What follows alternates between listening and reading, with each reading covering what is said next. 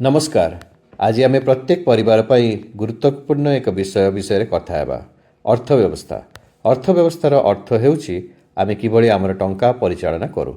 आम मध्यरु अनेक कृषि श्रमिक काम किंबा छोट व्यवसाय करी टंका उपार्जन करू, किंतु बेले बेले आमे एहाको संचय करिबा किंबा व्यवहार करिबार सर्वोत्तम उपाय जानि पारु नै। एई भिडियो रे आमे तीनोटी विषय शिखिबा। प्रथम, अर्थव्यवस्था कौन। द्वितीय, बैंक अकाउंट केते प्रकार। तृतीय, आमर दैनंदिन जीवन रे अर्थव्यवस्था कहीं गुरुत्वपूर्ण। अर्थव्यवस्था मुख्यतः चारिटी मूल कार्य उपरे केंद्रित: टंका उपार्जन, खर्च, संचय एवं टंका वृद्धि। जेतेबेले आमे केते खर्च करिबा एवं केते संचय करिबा पई योजना करू, आमे समस्या गुडी को एडाई पारिबा एवं सेगुडी को अतिक्रम करि पारिबा। भल आर्थिक अभ्यास आमको आमर परिवार पाई एक उन्नत भविष्य गठन में सहायता करे। सेही पिलांक शिक्षा हेउ, आमर चाष जमीर उन्नति हेउ किंबा एक छोट व्यवसाय आरंभ करिबा हेउ, घरे टंका रखिबा सर्वदा निरापद नुहे। बैंक गुड़िक आमर टंका को सुरक्षित भाव में संरक्षण करिवार एक स्थान प्रदान करती एवं एहाको बढ़ाइबारे मध्य सहायता करती। बैंक अकाउंटर मुख्य प्रकार गुड़िक है: एक, संचय अकाउंट। यह हूँ सबुठार साधारण अकाउंट। आपण जेतेबेले आवश्यक करिवे टंका जमा करि परिबे एवं उठाई परिबे। बैंक सुध मध्य देइथाय, फल रे आपणक टंका धीरे धीरे बढ़े। दुई, चालू अकाउंट। यह मुख्यतः दुकानदार किंबा व्यवसायी मानक पई होइथाय। एथिरे दिन रे अनेक लेन देन करि हुए, किंतु साधारणतः एथिरे सुध मिले नाही। तीन, स्थिर डिपोजिट। यही अकाउंट रे आपण मानकर टंका को एक निर्दिष्ट समय पाई, जेपरिक 6 मास किंबा 1 वर्ष पाई बैंक रे रखंती।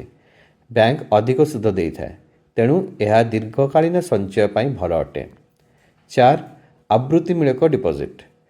जदि आपण प्रत्येक मास रे एक छोट अर्थ संचय करने को चाहती, तेबे यह सहायक अटे। समय अवधि शेष हेबा परे आपण सुध सहित समुदाय टंका पाती।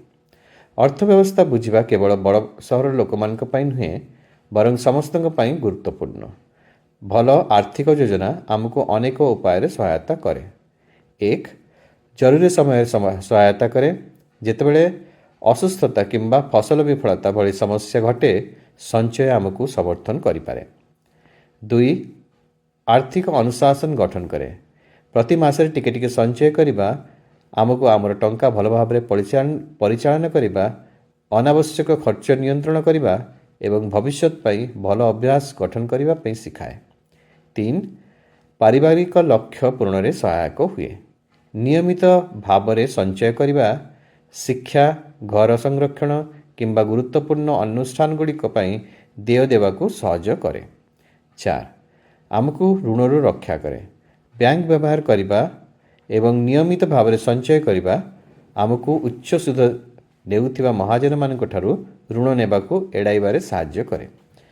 अर्थव्यवस्था जटिल नुहे, यह केवल आमर टंका सहित चतुर पसंद संपर्कित।